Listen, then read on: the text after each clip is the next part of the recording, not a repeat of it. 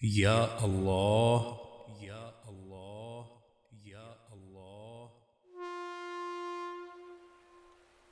जब आपकी कश्ती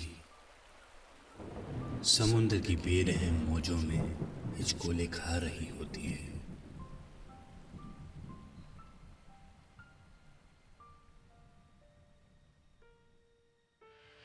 जब आपका जहाज आसमान की बाहों में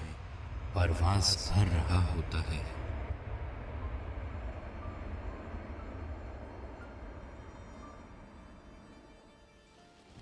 जब आप तेज बारिश में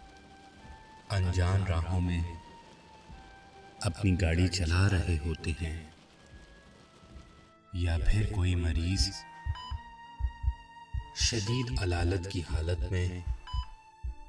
अस्पताल में अपने लम्हात गिन रहा होता है,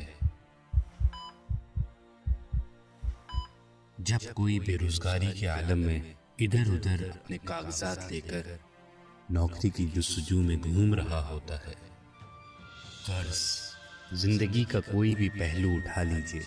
जब आप परेशान होते हैं तो उसी मालिक रब्बुल जलाल को पुकारते हैं और अल्लाह रब्बुल इज्जत अपनी मखलूकात से मुखातिब होकर फरमाता है, ला तहज़नु इन्नल्लाह मअना, गम ना करें, अल्लाह हमारे साथ है।